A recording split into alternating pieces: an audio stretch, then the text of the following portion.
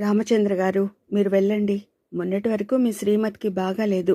అవసరమైతే కబురు చేస్తాను అన్నాడు డాక్టర్. రామచంద్రకి మరచిపోయిన విషయం గుర్తుకొచ్చింది. అతని ఊహలు రకరకాలుగా వెడుతున్నాయి. ఆత్రంగా తలుపు తట్టాడు. బలహీనంగా ఉన్న కళ్ళలోని మెరుపుతో కొత్తగా నవవధువులా తలుపు తీసింది శ్రీలక్ష్మి. ఆమె తలలోని మల్లెల సౌరభాలు అతన్ని మత్తెక్కించాయి.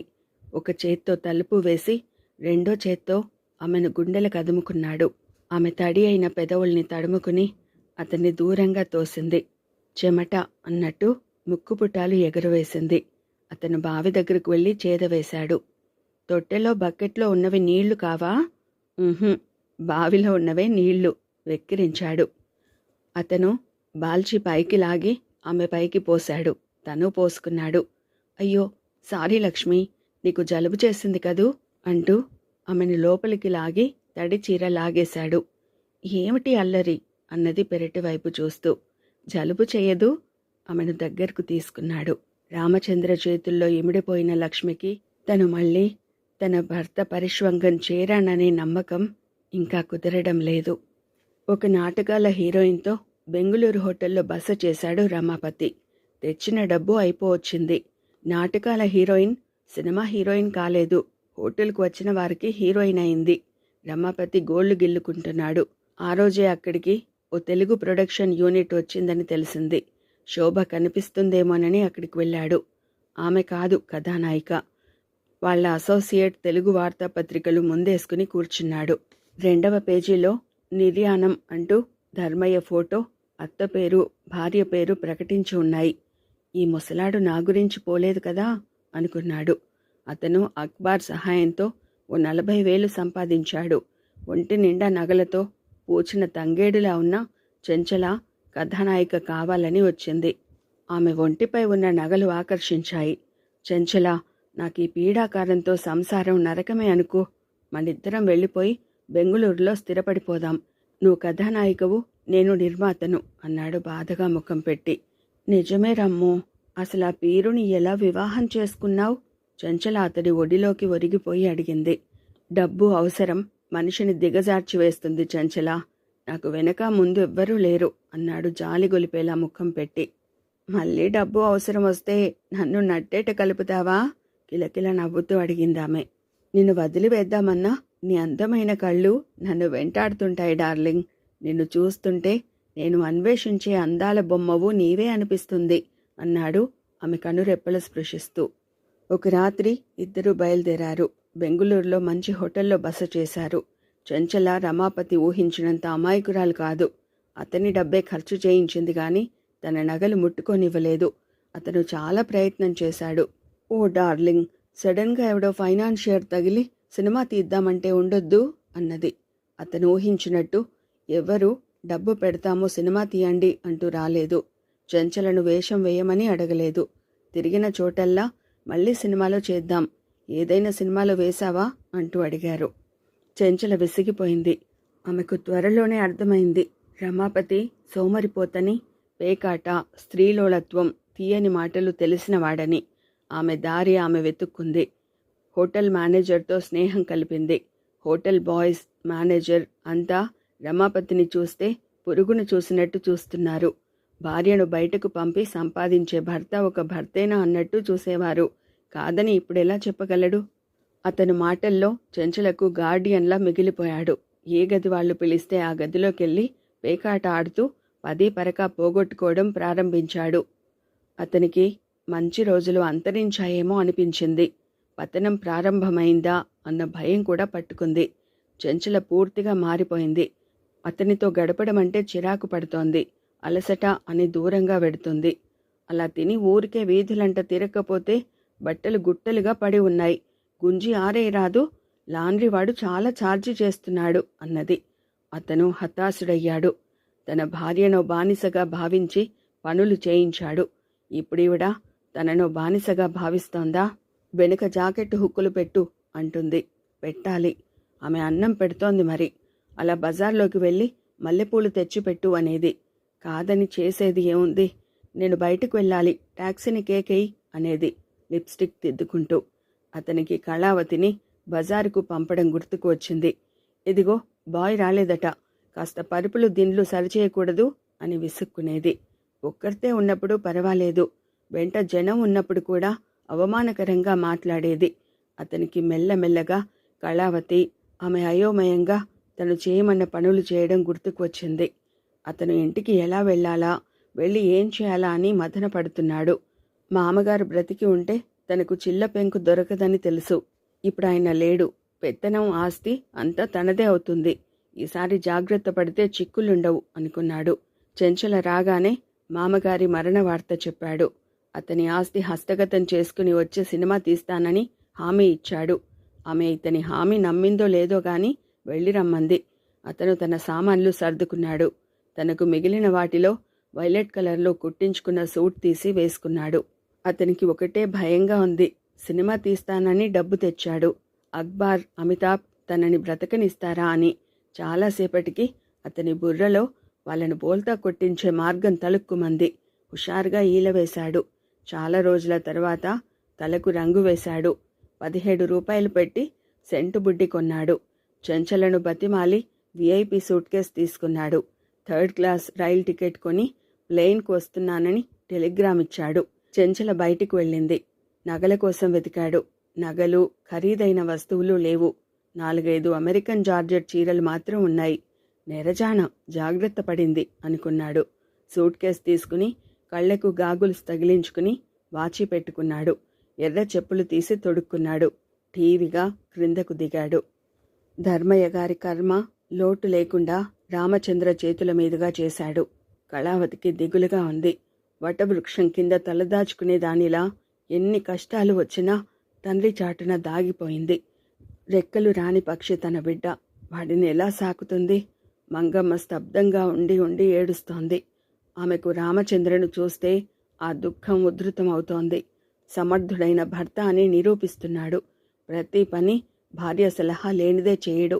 లేచిపోయి తిరిగి వచ్చిన లక్ష్మికింత అదృష్టమా? భర్తను దేవుడిలా పూజించిన తన కూతురు జీవితం మోడువారిపోయింది. లక్ష్మి, రేపు మన బంధువులను భోజనాలకు పిలుస్తున్నాను. వంటవాడు కావాలా? ఆ చుట్టుప్రక్కల ఎవరూ లేరనుకుంటే ఇంకా చనువుగా పిలుస్తాడు. శ్రీ, ఆ పనులు నువ్వెందుకు చేస్తున్నావు? పనివారు లేరా అంటూ మందలిస్తాడు. భర్త పోయిన దుఃఖంలో ఉండి కూడా డేగ కళ్ళతో పరీక్షిస్తోంది మంగమ్మ. వాళ్ళిద్దరినీ చూడగానే ఆమె హృదయం కలుక్కుమంటుంది. శ్రీలక్ష్మితో కూతుర్ని పోల్చి చూసుకుని ఆమె బాధపడని రోజు లేదు. కళావతి కూడా వాళ్ళిద్దరినీ గమనిస్తుంది ముచ్చటగా. అందం ఆకారంలో కాదు, అంతరంగంలో ఉండాలని గ్రహించింది. తామెన్నడైనా అంత స్వచ్ఛంగా ప్రేమగా ఉన్నారా? అదంతా నటన అని తెలుసుకున్నాక ఆమె నరాలు చిట్లినంత బాధపడింది. అందరూ భోజనాలు చేసి వెళ్తూ రామచంద్రను కొనియాడారు. ఆయన అండగా నిలిచి పెంచింది ఎంతో గాని నువ్వు నీ రుణం తీర్చుకున్నావు అన్నారంతా. అందరినీ సాగనంపి వచ్చాడు.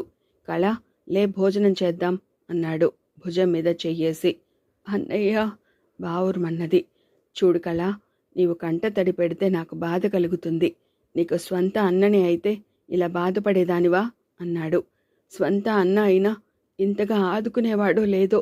నా బాధ నీకు అర్థం కాదు. శ్రీనుని ఏం చేయను? ఇద్దరం కలిసి పెంచుదాం, పెదనాన్న పొలాలున్నాయి అని హామీ ఇచ్చాడు.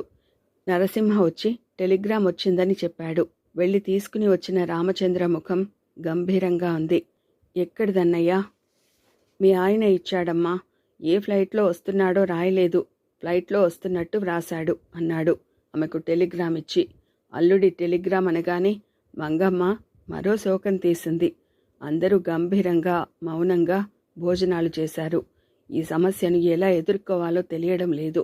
అతను చేసిన అవమానం మర్చిపోతగిందేం కాదు. భోజనం ప్రశాంతంగా చెయ్యాలమ్మా. ఏం చేయాలో తర్వాత ఆలోచించు అన్నాడు రామచంద్ర. చేతులు కడుక్కోగానే శ్రీలక్ష్మి ఇంటికి వెళ్తానని బయలుదేరింది. అక్కడికి వెళ్ళి మాత్రమేం చేస్తావు? ఇంకా వచ్చేవారు వస్తున్నారు అన్నది కళావతి. శ్రీలక్ష్మి మెల్లగా భర్తకు దగ్గరగా వచ్చింది. రామచంద్ర ఏమన్నట్టు చూశాడు. ఏమండి, అతను వస్తే నాకు కోపం ఆగదు. ఆ ముఖం చూడాలంటే నాకు అసహ్యంగా ఉంది. అత్తయ్య ఉన్నారు కదా అంది ఇబ్బందిగా చూస్తూ. అలాగే వెళ్ళు శ్రీలక్ష్మి, నీకు నచ్చని పని చేయమని ఎప్పుడూ బలవంత పెట్టను అన్నాడు. అది విన్న కళావతి మనసు చివుక్కుమన్నది. భార్యాభర్తలంటే వాళ్ళేనేమో. తనేం పాపం చేసింది? అతడిని ఆరాధించింది, ప్రేమించింది. అది నేరమా? శ్రీలక్ష్మి వెళ్ళిపోయింది. అరగంట గడిచిందో లేదో శ్రీను పరిగెత్తుకుని వచ్చాడు. వాడి చిన్నారి ముఖం సంతోషంతో వెలిగిపోతోంది. మమ్మీ, మమ్మీ, డాడీ వచ్చారు అన్నాడు. కళావతి చలనం లేనట్లు కూర్చుండిపోయింది. ఇదివరలో అయితే అతడు వస్తాడంటే చాలు, నౌకర్లు హడావుడిగా మేడ మీద గది శుభ్రం చేసేవారు, ఎన్నో అమర్చేవారు. ఊళ్ళో ఓ సంబరంలా ఉండేది. ఈరోజు మామూలుగా ఎవరూ పలకరించనే లేదు. రామచంద్రకు తప్పలేదు. ఇదేనా రావడం? మెల్లగా బయటకు వచ్చి పలకరించాడు. ఏమైంది ముసలాయనకు? ఎంత అహంకారం! కోపం దిగమింగాడు రామచంద్ర. గుండెపోటు వచ్చింది. మొదటిసారి వచ్చినప్పుడు 2వ రోజే లేచి తిరిగారు. మళ్ళీ వస్తే ప్రమాదం అన్నారు. 10 రోజుల క్రితం చాలా సీరియస్గా వచ్చింది అన్నాడు. చూసుకునేవారుంటే బావుండేది. ఆయన అందరినీ ఆత్మీయులు అనుకున్నారు. కానీ ఆయనను ఆదుకున్న వారే లేరు అన్నాడు రామచంద్రపై దెబ్బతీస్తున్నాననుకుని. అవునండి, అది అక్షరాల నిజం. ఆత్మీయుడు, అల్లుడు, తన ఆస్తికి వారసుడు, అందగాడు అయిన మీరు చేసిన అవమానం ఆయనను కృంగదీసింది. రాముడు, రేపు నీకు కర్మగాలి ఓ ఆడపిల్ల పుడితే తెలియని వారికిచ్చి నాలా గోతిలో పడకురా అని హెచ్చరించాడు అన్నాడు. రమాపతికి ఇంగ్లీష్లో కోపం వచ్చింది. పల్లెటూరి వారిని చూడగానే అతనికి ఇంగ్లీష్ కోపం రావడం మామూలే. What rot are you talking? Shut up! అందరి దగ్గర డబ్బులు తీసుకుని మోసగించి చెప్పకుండా పోవడం రాటా? నాకు వచ్చు ఇంగ్లీష్ కోపం. రమాపతికి తాడు పామై కరుస్తుందా అనిపించింది. గంగిగోవు సింహమై పంజా విప్పిందా అన్నట్టు చూశాడు. తన ముందు నోరు ఎత్తడానికి భయపడే రామచంద్ర కథానాయకుడైపోయాడా? తనను తాను సంభాళించుకున్నాడు. చెప్పకుండా వెళ్లడం పొరపాటే. బెంగుళూరులో స్టూడియో దొరికింది. రాజ్ కుమార్ కాల్ షీట్స్ దొరికాయి. రోజు ఉత్తరం రాద్దామనుకుంటూనే మర్చిపోయాను అన్నాడు. వాళ్లంతా వచ్చి నీ భార్యను అవమానం చేస్తుంటే, నానా మాటలు అంటుంటే విని భరించలేకపోయారు ఆయన. కారా కిల్లి నములుతూ వచ్చిన చిలకమ్మ అందుకుంది. అయ్యో నాయనా, ధర్మయ్య నిజంగా సార్థక నాముడే. బయట వారికి ముఖం చూపలేకపోయాడనుకో అన్నది. ఒక్క కూతురుంటే ఇలా అయిపోయిందేమిటని బాధపడిపోయారు అన్నారెవరో. తలా ఒక మాట అనేసరికి ఆగలేకపోయాడు రమాపతి. శ్రీను, మమ్మీ నడుగు, నేనుండాలా వెళ్ళాలా? చిచ్చి, మంచి మర్యాద లేదు అన్నాడు. జవాబుగా మంగమ్మ శోకం వినిపించింది. శ్రీను, వెళ్ళి మీ అమ్మతో చెప్పు కోపంగా అరిచాడు. ఆయనిష్టమని చెప్పు శ్రీను అన్నది కళావతి. ఆమెకు రోషంగా ఉంది. పుట్టెడు దుఃఖంలో ఉంది తను. ఓదార్చి సేద తీర్చేది పోయి బెదిరింపులా? ఉండమ్మ కళ, ఏమిట మాటలు? రాముడు బావను రమ్మను. ఎప్పుడనగా బయలుదేరాడో ఏమో. ఊరుకు ఊరు తినగా లేనిది ఇంటి అల్లుడు తింటే పాపమా? భాగ్యమ్మ అతని సూట్ కేస్ పైకి పంపింది. అతను లేచి ఠీవిగా పైకి వెళ్ళాడు. భార్యతో ఒక్క మాట అనలేదు. 3 రోజులు గడిచినా ముఖాముఖి భార్యాభర్తలు మాట్లాడుకోలేదు. ఇంట్లో ఎవరో భోజనం పెట్టడం, మాట్లాడడంతో సరిపోయింది. రమాపతికి ఏ పని లేదు. మేలుకొలుపు పాడే భార్య ఆ ఛాయలకు రావడం లేదు. అడుగులకు మడుగులొత్తే నౌకర్లు ఆమె చెప్పిన పని చేసి పని ఉన్నట్టు వెళ్ళిపోతున్నారు. శ్రీను పిలిస్తే దగ్గరకు వస్తున్నాడు, లేకపోతే లేదు. అతడు దృఢ నిశ్చయంతో కిందికి దిగాడు. అప్పుడే రామచంద్ర మామిడి తోట గురించి మాట్లాడుతున్నాడు. చూడమ్మా, అమ్మేటప్పుడే ఓ 50 రూపాయలు తగ్గించి క్యాష్ కావాలంటే పేచి ఉండదు. ఇప్పుడు మనం ఏమన్నా లాభం లేదు. పాడుగాలికి పిందెలు రాలాయి అంటున్నాడు అన్నాడు. రాలితే డబ్బు తగ్గిస్తానని నాన్నగారితో చెప్పాడటనా? నాన్నగారు లేరు. ఇప్పుడు వాదించి లాభం లేదు కలా? అవును, ఇప్పుడు వాదిస్తే మీ లాభం పోతుంది కదూ? రమాపతి వెటకారంగా అడిగాడు. నా లాభమా? అదేమిటి? ఆశ్చర్యంగా అడిగాడు రామచంద్ర. అదే వాళ్ళ దగ్గర మాట్లాడుకున్న కమిషన్ అన్నాడు నొక్కి పలుకుతూ. ఈ దెబ్బతో దెయ్యం పారిపోతుందనుకున్నాడు. రామచంద్ర నవ్వాడు. చాలా మంచి మాట చెప్పారు రమాపతి గారు. కామెర్ల రోగికి లోకమంతా పచ్చగానే కనిపిస్తుందట. కమిషన్ వ్యాపారం నీ దగ్గర నేర్చుకుంటాను అన్నాడు. నోర్ముయ్, నీ నోరు ముయ్యాల్సిందే. ఎంత పెద్ద పొరపాటు చేసినా మళ్ళీ ఓ అవకాశం ఇస్తారు బ్రతకడానికి. నేను నీకిస్తున్నాను ఆ అవకాశం. బీ కేర్ఫుల్ అన్నాడు రామచంద్ర కోపంగా. ఏమిట్రా కూసావ్? చెయ్యెత్తాడు. అక్కడే ఉన్న పనివాడు రమాపతి చేయి పట్టుకుని ఆపాడు. రమాపతి గారు, మీరు చేసిన నేరం చిన్నదేం కాదు. కళాముఖం చూసి ఈ ఇంట్లో ఉండనిస్తున్నాను అని వెళ్ళిపోయాడు. రామచంద్ర తిరస్కారంగా చూసిన చూపులు అతని హృదయాన్ని దహించి వేశాయి. అతను భార్య వైపు చూశాడు. ఆమె లోపలికి వెళ్ళిపోయింది. క్షణం ఆలోచించిన రమాపతి భార్య వెనుక గదిలోకి వెళ్ళాడు. ఆమె అలసటగా మంచంపై వాలి కన్నీళ్లు తుడుచుకుంటోంది. కళ. రమాపతి వెళ్ళి ఆమె పాదాలు పట్టుకున్నాడు. వదలండి, ఏమిటిది? కాళ్ళు లాక్కుంది కళావతి. నాపై ఇంత కోపం వస్తుందని తెలిస్తే అసలు ఊరు కదిలేవాడినా అంటూ ఏడ్చాడు. నాకెవరిపైనా కోపం లేదండి. నా జన్మ ఎందుకు అని ఏడుస్తున్నాను. ప్రతి మనిషికి ఏదో ప్రత్యేకత ఉండాలి. నా జన్మ వృధా అంది వెక్కుతూ. అలా అనకు డార్లింగ్. నాలో ఏం ప్రత్యేకత ఉంది? నేను నీలాంటి మనిషినే అనబోయాడు. మధ్యలోనే తుంచేసింది కళావతి. పరాయి స్త్రీలను ఆకర్షించే అపూర్వమైన అస్త్రం ఉందండి. వెళ్ళండి, మీ ఇష్టం వచ్చినట్టు ఊరేగండి అన్నది ఈసడింపుగా. నువ్వు ఎన్ని మాటలన్నా నీ పాదాలు వదలను అని గట్టిగా పట్టుకుని ఆమె ఒడిలో తల పెట్టుకుని ఏడ్చాడు. అతను నిప్పులా ప్రేమను రాజేశాడు. ఆమె వెన్నెలా కరిగిపోయింది. ఆ రోజు రామచంద్ర కోసం కబురు చేసింది కళావతి. అతనికి ఊళ్ళో పంచాయతీ ఎలక్షన్లు వస్తున్నాయని క్షణం తీరిక లేదు. సాయంత్రం వచ్చాడు. ఏమిటి కళా, ఎంత త్వరగా రావాలన్నా కుదరలేదు. రాజ్యలక్ష్మి వచ్చిందట. నేనింకా ఇంటికి వెళ్ళి చూడనే లేదు అన్నాడు చెమట తుడుచుకుంటూ. ఏం లేదన్నయ్య, మీ బావగారు వ్యవహారాలు తనే చూసుకుంటారట. చాలా మారిపోయారన్నయ్య. డబ్బు నాకే ఇస్తారట. మీ అన్నయ్యకు మంచితనం ఉందేమో గాని వ్యవహారాలు తెలియవు అన్నారు అంటూ నవ్వింది. రామచంద్ర తెల్లబోయినట్టు చూశాడు. కళావతి లాంటి అల్ప సంతోషులైన భార్యలుండబట్టే భర్తల ఆటలు సాగుతున్నాయి అనుకున్నాడు. చాలా సంతోషం కళా. నాకు రెండు వైపులా పని ఊపిరి సలపకుండా ఉంది అన్నాడు. రేపిస్తారా కాగితాలు అన్నది. ఇక్కడే ఉన్నాయి, ఇప్పుడే ఇస్తాను అన్నాడు. జీతగాడిని పిలిచి ధర్మయ్యకు నమ్మకమైన మనుషులను రప్పించాడు. వారి ముందు కాగితాలు అప్పగించి అతను రాసిన వీలునామా కూడా చూపించాడు. రమాపతి వీలునామా కంగారుగా చదివాడు. అతనికి మతిపోయింది. పొలాలన్నీ శ్రీనుకు వ్రాసి దానికి రామచంద్రను గార్డియన్గా నియమించాడు. అప్పుడు తను లేడని అలా రాసుంటారన్నా పెద్దలు రామచంద్రనే సపోర్ట్ చేస్తారని తెలుసు. మౌనంగా మడిచిపెట్టాడు. రమాపతికి ఆశ్చర్యంగా ఉంది. ధర్మయ్య గారి కర్మ గురించి ఖర్చు పెట్టిన లెక్కలు లేవు. బహుశా నగదు ఉండి ఉంటుంది. ఎంత మిగుల్చుకున్నాడో అనుకున్నాడు. మా మామగారి కర్మకాండలకు ఆయన ఖర్చు రాయలేదేం? ఆయన మీకు మామగారు, నాకు తండ్రి లాంటివారు. అదంతా నేనే పెట్టుకున్నాను అన్నాడు. అదేమిటన్నయ్యా, ఆయన సంపాదించిందంతా లేదా? ఎంతో చెప్పు, ఒడ్లు ఆడించి ఇచ్చేస్తాను అన్నది కళావతి. కళ, నీకు మతిపోయింది. అతనేదో ప్రేమతో చేశానంటే వద్దనటం భావ్యంగా లేదు అన్నాడు రమాపతి. అన్నీ అప్పగించాడు. ధర్మయ్య బీర్వాలో 1000 రూపాయలు దొరికాయి. అవి ఆయనే ఎప్పుడైనా అత్యవసర పరిస్థితులు వస్తాయని ఉంచేవాడు. అది తీయాలంటే మనసు అంగీకరించలేదు. రమాపతి ఆకలిగొన్న పులిలా వాటిని అందుకుని జేబులో పెట్టుకున్నాడు. ఆమె భార్య, అతను భర్త. తను ఏమనగలడు? రామచంద్ర సెలవు తీసుకుని వెళ్ళిపోయాడు. జేబులో డబ్బు పడగానే పట్నం ప్రయాణమయ్యాడు రమాపతి. ఏమైనా కావాలా అని అడిగాడు.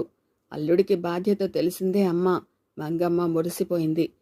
కాని 3వ రోజు ఖాళీ జేబులతో వచ్చాడు. కళ, వెళ్తుండగానే ఎవరో జేబు కొట్టేశారు. నన్ను నమ్ము డియర్ అన్నాడు కన్నీటితో. కళావతి నమ్మింది, ఓదార్చింది. భర్త అవసరాల కోసం ధాన్యం అమ్మింది. ఆ డబ్బు పట్టుకెళ్ళాడు. ఎవరో స్నేహితుల్ని ఆదుకున్నానని మళ్ళీ ఖాళీ జేబులతో వచ్చాడు. అది కాదు కళ, ఇక్కడ కాపురం రావడం పోవడం నాకు విసుగ్గా ఉంది. బస్సు ఛార్జీలు, జేబులు కొట్టడం నాకేం నచ్చలేదు సుమా. కళావతి మాత్రం ఏం చేయగలదు? అది కాక మనకున్నదెంతమందని ఒక్కగానొక్క పిల్లాడు. వాడిని ఈ పల్లెకు అంకితం చేయడం బొత్తిగా నచ్చలేదు అన్నాడు.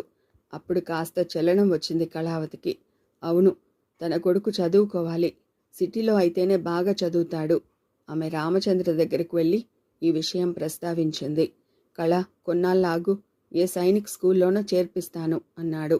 అతని ఇంట్లో చాలామంది ఉండడం చేత తిరిగి వచ్చింది. అదే విషయం భర్తతో చెప్పింది. చెస్, వాడెవడు మనబ్బాయిని చదివించడానికి?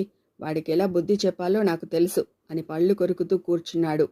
ఇంతలో అక్బార్, అమితాబ్ వచ్చారు. ఏమిటి గురు, ఏమిటి కథ? వచ్చి ఇక్కడ దాక్కున్నావా? అమితాబ్ అడిగాడు కోపంగా. దాక్కున్నానా? రోజు రావాలని ప్రయత్నమే. మా ముసలాడు చచ్చాడు. అన్నీ అప్పులే. మీ డబ్బు క్షేమంగా ఉంటుందని మా మామ దగ్గర పెట్టాను. అతను కాస్త గుటుక్కుమన్నాడు. వ్యవహారాలు ఓ కొలిక్కి తెచ్చి వచ్చి కలుస్తాను అన్నాడు. రమాపతికి డబ్బు చేతిలో ఉన్నవాడు తప్ప ఇతరులు కనిపించరు. కనిపించినా వారిని కూర్చోమని అనడు. అతను పని ఉన్నట్టు లేచాడు. ఏమయ్యా, మమ్మల్ని బేవకూఫ్ గాళ్లను చేసిపోదామనా? మా డబ్బు మాకిస్తే గాని కదలం. విసురుగా అక్కడ కుర్చీ లాక్కుని కూర్చున్నాడు అక్బర్. అమితాబ్ మరో కుర్చీలో కూర్చోబోయాడు. హీరోగారు, అట్లా ఊళ్ళకు పోయి నలుగురిని పిలు అన్నాడు అక్బర్. అమితాబ్ పోబోయాడు. ఆగాగు అమితాబ్, ఇలా రావయ్యా బాబు. అన్నింటికీ తొందరపడితే ఎలా? రమాపతి కంగారుగా లేచి అమితాబ్ను లాగి తన పక్కన కూర్చోబెట్టుకున్నాడు. నేను బెంగుళూరు వెళ్ళింది నీకోసమే అంటే నమ్మవేం? నాకీ వేషం వద్దు. మా డబ్బు మాకు వాపస్ కావాలి అన్నాడు దృఢంగా. అవునుండ్రి, మాకు మా డబ్బు కావాలి. అక్బర్ అతన్ని బలపరిచాడు. ఏమయ్యా ఈ జబర్దస్తి? సినిమా తీయాలని డబ్బిచ్చారు. సినిమా తీసే ఏర్పాట్లో ఉండగా మా మామగారు పోయారు. ఆయన డబ్బు ఎక్కడ పెట్టాడో తెలియదు అన్నాడు కాస్త గట్టిగా. అదంతా మాకనవసరం. నీవు లేనప్పుడు మీ మామగారు ఒక్క మాటైనా డబ్బుంది బాబు అనలేదేం అన్నాడు అమితాబ్. అతనికేం తెలుసు ఆ డబ్బు మీదని? ఇంట్లో అతనికి కర్మకాండ చేయించారు. ఉన్న డబ్బు ఖర్చయింది. ఇప్పుడు లేదు. మీ ఇష్టం వచ్చినట్లు చేసుకోవచ్చు అన్నాడు నిర్లక్ష్యంగా. ఇగో నీ నకరాలు హుషారు మా దగ్గర కాదు రమాపతో. అక్బర్ అంటే నీకు తెలియదేమో. నీ ఎముకలు సున్నం సున్నం చేసి గోడకేస్తా, ఏమనుకున్నావో అన్నాడు కోపంగా. మీరు డబ్బిస్తారా? మా ఇష్టం వచ్చింది చేసుకోమంటారా చెప్పండి. అమితాబ్ లేచి చేతులు మడిచి అడిగాడు. ఏం కొడతారా అడిగాడు. కొత్తగా కొట్టాం, కైమా కైమా చేస్తాం. యాదుంచుకో, అక్బర్ దెబ్బంటే హైదరాబాద్ అబ్బా అంటుంది. లేచి జబ్బ చరిచాడు అక్బర్. తేల్చి చెప్పు, కూటికి లేకపోయినా గొప్పలకేం తక్కువ లేదు. అమితాబ్ ముందుకొచ్చాడు. వారం రోజుల సమయం కావాలి. ఇప్పుడు నా దగ్గర డబ్బు లేదు అన్నాడు తగ్గిపోతూ. అలాగే గ్రాంట్ చేస్తున్నాం. తల తాకట్టు పెట్టైనా మా డబ్బు మాకివ్వాలి. లేదంటే నీ ఒళ్ళే సున్నం కాదు, నీ భార్యను తీసుకుపోయి ఏం చేస్తామో మాకే తెలియదు అన్నాడు అమితాబ్. ఇన్నవా? పెక్కులు గిక్కులు వద్దు బాయ్. 4 దినాలు కాళ్ళు చేతులు మంచిగా ఉండని అన్నాడు అక్బర్. అమితాబ్ శ్రీనును పిలిచాడు. శ్రీను భయపడుతూ వాళ్ళ దగ్గరికి వచ్చాడు. ఎందుకంత భయం బాబు? మీ అమ్మని అడిగి కాఫీ పట్రా అన్నాడు. శ్రీను తుర్రున లోపలికి వెళ్ళాడు. ఏమిటని ఆశ్చర్యంగా ఉందా రమాపతి గారు? మమ్మల్ని పూర్తిగా అర్థం చేసుకోలేదు. మొహం తెలియని వాళ్లకు నమ్మి డబ్బులిచ్చామంటే వసూలు చేసుకునే సత్తా ఉందనే. మళ్ళీ వచ్చినప్పుడు భోజనాలు కూడా అడుగుతాం అన్నాడు అమితాబ్. తనే తెలివైన వాడినని అనుకోవడం ఎంత పొరపాటో అర్థమైంది రమాపతికి. కాఫీ రాగానే తాగి వెళ్ళిపోయారు. రమాపతి బోనులో పడ్డ ఎలుకలా తిరుగుతున్నాడు. అతనికి వాళ్ల హెచ్చరికలే గుర్తుకు వస్తున్నాయి. బీడి కాల్చుకున్నాడు తలభారం తగ్గించుకోవడానికి. శ్రీలక్ష్మికి ఒక్క నిమిషం తీరిక లేదు. మెంబర్లందర్నీ తెచ్చి మేపాలి. వాళ్ల దయాభిక్షతో భర్త పంచాయతీ బోర్డు ప్రెసిడెంట్ అవుతాడు. ఎన్నికలను వ్యాపారాలుగా చేశారు స్వార్థపరులు. ఆ వైపు మొగ్గిన వాడికి ఆ పద్ధతులు అవలంబించక తప్పదు. అందుకే రోజు 50-60 మందికి భోజనాలు తప్పడం లేదు. రాజ్యలక్ష్మి ఉన్న 4 రోజులు కాస్త తేలిక అనిపించింది. ఆమెను తల్లిదండ్రులను అరవింద ఆశ్రమానికి పంపాడు రామచంద్ర. నరసింహ అత్తగారు ఉన్నా ఆమెకు పని తప్పడం లేదు. ఆ రోజు మధ్యాహ్నం పనులయ్యాక నడుం వాల్చింది శ్రీలక్ష్మి. భాగ్యమ్మ కళ బయటికి వెళ్ళి నలుగురితో మాట్లాడకపోతే తోచదు. నరసింహ బీడి కాల్చుకోవడానికి వెళ్ళాడు. రామచంద్ర ఏదో పని మీద హైదరాబాద్ వెళ్ళాడు. శ్రీలక్ష్మి నడుం వాల్చింది. బెల్ కొట్టడం వినిపించింది. ఈ మధ్య రామచంద్ర చాలా ఆలస్యంగా వస్తున్నాడు. ముందటి గదుల్లో పడుకున్న వాళ్ళంతా లేవటం ఎందుకని బెల్ను బెడ్రూంలో పెట్టించాడు. స్విచ్ బయట ఉంటుంది. ఆ స్విచ్ అతనికే తెలుసు. రేపు వస్తానన్న పెద్ద మనిషి తొందరగా వచ్చారేమబ్బా అనుకుని లేచి వెళ్ళి తలుపు తీసింది. ఎదురుగా నిల్చున్న వ్యక్తిని చూసి అవాక్కయింది. ఏ వ్యక్తిని తను అసహ్యించుకుంటుందో, ఏ వ్యక్తి ముఖం చూడ్డానికి ఇష్టం లేదో ఆ వ్యక్తి రావటమా? లోపలికి రావచ్చా? రండి, దారి వదిలింది. అతను వచ్చి డేగ కళ్ళతో హాలు పరీక్షగా చూశాడు. 1/2 డజన్ ఫ్రేమ్ కుర్చీలు ఉన్నాయి. మధ్య టేబుల్ ఉంది. హాల్లో ఒకవైపు గోడకు మహాత్ముని ఫోటో ఉంది. మరోవైపు నఖ చిత్రాల మోడల్ ఉన్న అజంతా శిల్పాలతో కూడిన క్యాలెండర్ ఉంది. ఏడి మీ శ్రీరామచంద్రుడు అన్నాడు వెటకారంగా. అయోధ్యలో ఉంటాడు అన్నది. మాటలు నేర్చావే, చేతలు నేర్చుకుంటే సంతోషిస్తాను అన్నాడు కూర్చుని. అతను అలా అసభ్యంగా రావడమే అసహ్యంగా అనిపించిందామెకు. తెల్ల లుంగి పంచే, దానిపై నెట్టెడ్ బనియన్, మెడలో తిరుపతి వెంకటేశ్వర స్వామి బిళ్ళ ఉంది. గౌరవనీయులైన వ్యక్తులెవరూ అలాంటి వేషం వేసుకోరు. ఎందుకొచ్చావు? తీక్షణంగా అడిగింది. నాకు డబ్బు అవసరంగా ఉంది. మా ఆస్తిని మాయ చేసి తన చేతిలోకి తీసుకున్నాడు మీ ఆయన. అది తాకట్టు పెట్టాలి అన్నాడు కూర్చుని. అది ఆయన చేయరని తెలుసు. నువ్వు చేయించాలి అన్నాడు. అటువంటి విషయాలలో నేను కాదు కదా, నన్ను ఆయనను పుట్టించిన బ్రహ్మదేవుడు చెప్పినా వినరు అన్నది దృఢంగా. వినేలా చేయడం నాకు తెలుసు. జేబులో ఫోటోలు తీసి బల్ల మీద వేశాడు. ఆమె కళ్ళు అగ్నిగోళాలయ్యాయి. కోపంగా చూసింది. ఆయనకు పోస్టు చేశావుగా, ఆయనకంతా తెలుసు. ఆయన నీలాంటి నీచుడు కాదు అన్నది ఆవేశంగా. ఈ ఫోటోలు ఆయనకొక్కడికే తెలుసు. నువ్వు నీ భర్తకు చెప్పి బ్యాంకు లోన్ వచ్చేలా చేయకపోయావో ఇవన్నీ పాంప్లెట్స్గా అచ్చు వేయిస్తాను. వాటి క్రింద మీకు కాబోయే పంచాయతీ బోర్డు ప్రెసిడెంట్ ఎంత గడ్డి కరిచి డబ్బు సంపాదిస్తున్నాడో చూడమని రాస్తాను. ఊరంతా చదివి సంతోషించి మీ ఆయన ముఖాన షటప్, మళ్ళీ ఒక్క మాట అంటే తల బద్దలు కొడతాను. మేమేం అపకారం చేశాం అన్నది ఆగ్రహంగా. ఇతరులకు ఉపకారం చేయబోవడమే. అతని మాట పూర్తి కాకముందే వైర్ చుట్టలు తీసుకుని నలుగురు మనుషులు వచ్చారు. రామచంద్ర గారు ఫోన్ ఫిక్స్ చేయమన్నారమ్మా అన్నారు. రండి అన్నది వణుకుతున్న కంఠంతో. రమాపతి లేచాడు. వస్తాను, నేను చెప్పింది అక్షరాల చేస్తాను అని హెచ్చరించి మరీ పోయాడు. వాళ్ళు పని చేస్తుంటే కుర్చీలో ఓ బొమ్మలా కూర్చుంది. వాళ్ళు పని పూర్తి చేసి ఫోన్ ఎక్స్చేంజ్కి చేసి చూసి వెళ్ళిపోయారు. ఏమిటి లక్ష్మి అలా కూర్చున్నావు? వాళ్ళు వెళ్ళిపోయి చాలాసేపయింది అన్నది భాగ్యమ్మ. అత్తయ్య, నాకు తలపోటుగా ఉంది, వంట చేయలేను. సరే, కాఫీ తాగి పడుకో. ఆమె కాఫీ కలిపి ఇచ్చింది. అతని ముందు బింకంగా మాట్లాడినా ఆమెకు ఎక్కడ లేని భయం పట్టుకుంది. తను అత్యాశతో ఇంట్లో నుండి వెళ్ళిపోయి భర్తకు తీరని కళంకం తెచ్చింది. ఇప్పుడు అతను నిజంగా కరపత్రాలు పంచిపెడితే తన జీవితం ఏం కావాలి? తను ఏమైనా పర్వాలేదు. బంగారు భవిష్యత్తున్న భర్త ఎంత అవమానం పాలవుతాడు? వీల్లేదు. ఏ పరిస్థితుల్లోనూ భర్తకు అవమానం జరగడానికి వీల్లేదు. ఆమెకు రమాపతి ఇంటి నుంచి వెళ్ళినాడు రాని తెగింపు వచ్చేసింది. లేచి భాగ్యమ్మ తల దగ్గరున్న అట్టపెట్టె తీసుకుంది. ఏం కావాలమ్మా? భాగ్యమ్మ చెమట్లు తుడుచుకుంటూ అడిగింది. ఏం లేదత్తయ్యా, తలనొప్పి మాత్రం ఉందేమోనని అన్నది. తలనొప్పి బిళ్ళలు లేవే, నిన్న చిలకమ్మ అడిగితే ఇచ్చాను. కాలు నొప్పి అయినప్పుడు ఇచ్చిన నిద్ర మాత్రలే ఉన్నాయి. నరసింహను డాక్టర్ గారి దగ్గరకు పంపనా అన్నది కంగారుగా. వద్దులే అత్తయ్యా అన్నది. ఆమె అంతరంగం కదిలిపోతోంది. ఏమిచ్చి వీరి రుణం తీర్చుకోగలదు? చాలాసేపు అలా కూర్చుండిపోయింది. రామచంద్ర ఫోటో బల్ల మీదుంటే తీసి గుండెలకు హత్తుకుని పడుకుంది. రాత్రి 9ంటికి బస్ దిగిన రామచంద్ర తన అతిథులను పలకరించి ఇంటికి వచ్చాడు. నేను పడుకోమని చెప్పాను కదమ్మా అన్నాడు కాస్త కోపంగా. అమ్మాయికి తలనొప్పిగా ఉందిరా, పడుకుంది అన్నదామె లేచి వంటింట్లోకి వెళ్తూ. భార్యను లేపడం ఎందుకు, పని ఎక్కువ అవుతుందని భావించిన రామచంద్ర వెళ్ళి స్నానం భోజనం అన్నీ పూర్తి చేసుకుని వచ్చాడు. శ్రీ అంటూ ఆమె పక్కన మేను వాల్చబోయిన రామచంద్ర కనుబొమ్మలు ముడిపడ్డాయి. మంచినీళ్ళ గ్లాస్ దగ్గర చాలా రేపర్స్ పడి ఉన్నాయి. తలనొప్పికి ఇన్ని మాత్రలు వేసుకుంటుందా? అతను ఒక రేపర్ అందుకోబోతే ప్యాక్ చేసిన కాగితం దొరికింది. దానిమీద పేరు చదివి ఉలిక్కిపడ్డాడు. భార్యను అటు ఇటు కదిపి పిలిచాడు. గాఢ నిద్రలో ఉన్నది. కదలిక చాలా తక్కువగా ఉంది. ఓ గాడ్! అతని నోటి నుండి అప్రయత్నంగా వెలువడ్డాయి ఆ మాటలు. ఎందుకు లక్ష్మి నిద్రమాత్రలు మింగినట్టు?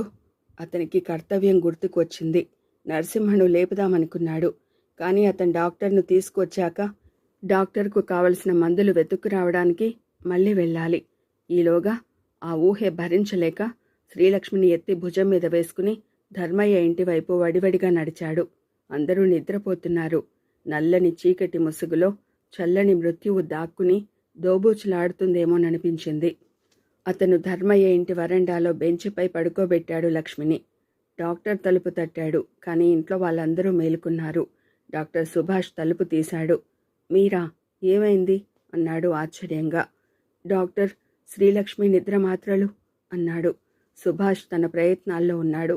అప్పుడే మంగమ్మ, కళావతి బయటికి వచ్చారు. రామచంద్ర గంభీర వదనం చూసి ఎవ్వరూ మాట్లాడలేదు. గంట తర్వాత అటు ఇటు దొర్లిన లక్ష్మిని చూసి నిట్టూర్చాడు సుభాష్. ముఖాన పట్టిన చెమట తుడుచుకున్నాడు. కింద వినిపించే మాటలు విని కుతూహలంగా వచ్చాడు రమాపతి. శవంలాగా పడి ఉన్న లక్ష్మిని చూశాడు. ఏమైంది? సాయంత్రం నేను వచ్చినప్పుడు బాగానే ఉంది అని నాలుక కొరుక్కున్నాడు.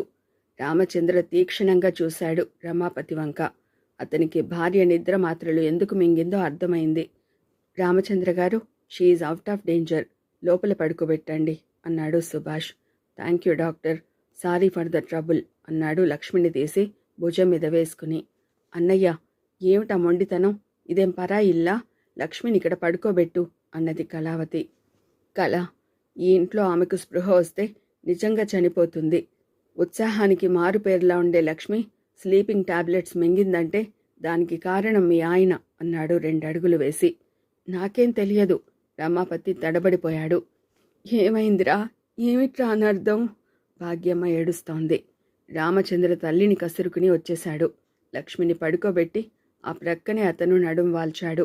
భాగ్యమ్మ సన్నగా ఏడుస్తోంది. అతనికి తెల్లవారుజామున కునుకు పట్టింది. లక్ష్మి మూలుగు వినిపిస్తోంది. మధ్య మధ్యలో ఏదో గొనుక్కుంటోంది. అన్నయ్య, అన్నయ్య! కిటికీ దగ్గర పిలుపు వినిపించింది. ఉలిక్కిపడి లేచిన రామచంద్ర భార్య ముక్కు దగ్గర, గుండె దగ్గర చేయి పెట్టి చూశాడు. అన్నయ్య! అతను చటుక్కున లక్ష్మిని వదిలి తలుపు తీశాడు. కళావిహీనమైన ముఖంతో కళావతి నిలబడి ఉంది. నువ్వా కళా? రా, దారి వదిలాడు. అన్నయ్య, అర్ధరాత్రి నువ్వు వచ్చేశాక చాలాసేపు ఆలోచించాను. మా వారు లక్ష్మిని బెదిరించి ఉంటారని అర్థమైంది. నాకు మతిపోతోంది. అతను నాకైనా చూపకుండా అనుక్షణం దాచుకునే బ్రీఫ్ కేస్ ఇది. దీన్ని తెరు, ఫోటోలుంటాయి, కాల్చివేయి అన్నది ఒగరుస్తూ. ఆమె కళ్లల్లో కరుణకు కరిగిపోయాడు రామచంద్ర. ఆమె వెనుతిరిగింది. ఇంకా రాత్రి జాము పొద్దు ఉందేమో. తలుక్కుమంటూ ఓ ఉల్క తెగి మెరిసి మాయమైంది. రామచంద్రకది అశుభంగా కనిపించింది. అయినా ధైర్యంగా కళావతిని సాగనంపి వచ్చాడు. అతను బ్రీఫ్ కేసును బ్రెద్దలు కొట్టాడు. కళావతి ఊహించిందే నిజం. ఒకరి ఫోటోలని కాదు, వర్ణించడానికి వీల్లేనంత అసభ్యంగా ఉన్న భంగిమల్లో స్త్రీలున్నారు. రామచంద్ర క్షణం కళ్ళు మూసుకుని అవి తీసుకుని పెరటివైపు వెళ్ళాడు. వాటికి నిప్పు అంటిస్తుంటే ఆ వేడికి చీకటి కరిగి ప్రత్యూషం ప్రవేశించిందా అనుకున్నాడు. అతనింట్లోకి ప్రవేశించేసరికి ముఖం కడిగించి పాలు తాగిస్తున్న భాగ్యమ్మ కోడల్ని ఘాటుగానే మందలిస్తోంది. మేమెరుగం తల్లి ఈ తెగింపులు. రేపు వాడు తలెత్తుకు తిరిగేవాడా? నీకేం కష్టం వచ్చిందే? మా కాలం నాడు అత్తలు రాచి రంపాన పెట్టారు, అర్ధాకలితో మార్చారు. భర్తలు తల్లిదండ్రుల మాటలకు ఎదురు చెప్పలేక నోరెత్తారా? నిన్నొక్క మాట అననిస్తాడా వాడు? ఆ గారాబమే ఇంత ముప్పు తెచ్చిందే. ఎంతో కోపం వస్తే గాని అంత గట్టిగా తల్లి అరవదని తెలుసు అతనికి. అమ్మా, ఆహారం తీసుకునేటప్పుడు ఎవరి మీద అరవద్దన్నానా? రామచంద్ర కసురుకున్నాడు. అవునరా నాయనా, నావే అరుపుల్లా వినిపిస్తాయి. అంతా నా కర్మ. ఆమె లేచి వెళ్ళిపోయింది. రామచంద్ర అలసటగా వెనక్కు వాలి కళ్ళు మూసుకున్నాడు. శ్రీలక్ష్మికి భర్తను చూస్తే దుఃఖమాగలేదు. పాలు తాగి లేచి వెళ్ళి అతని ప్రక్కన కూర్చుని అతని గుండెల మీద తల అంచింది. నన్ను క్షమించండి, నన్ను అర్థం చేసుకోండి.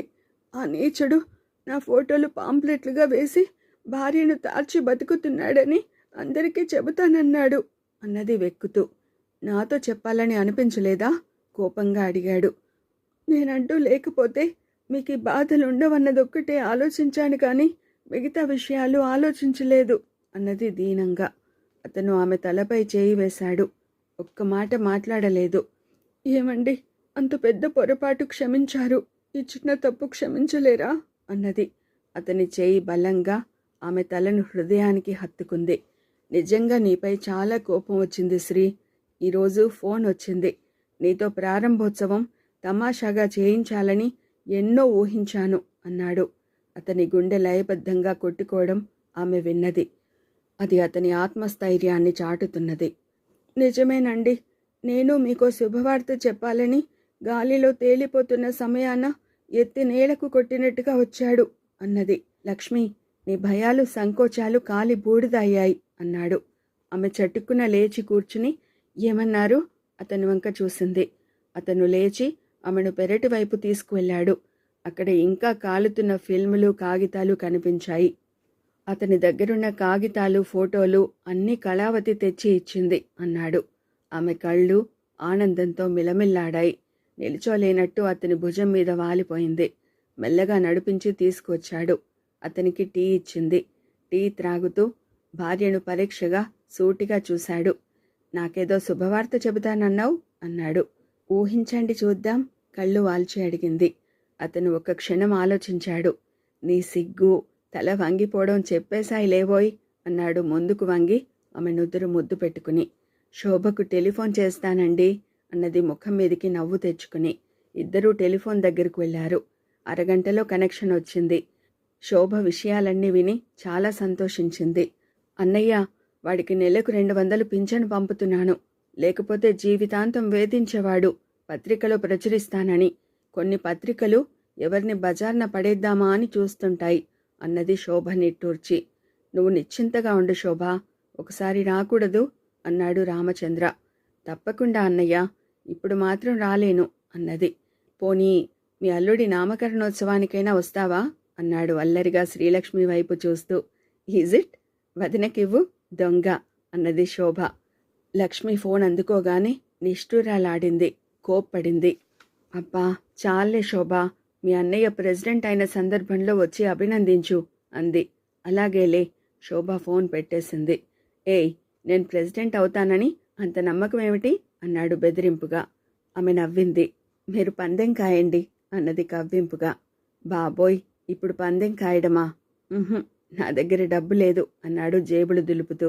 శ్రీలక్ష్మికి తల తిరిగినట్టయి అలాగే అతని భుజాన్ని ఆశ్రయించి కళ్ళు మూసుకుంది.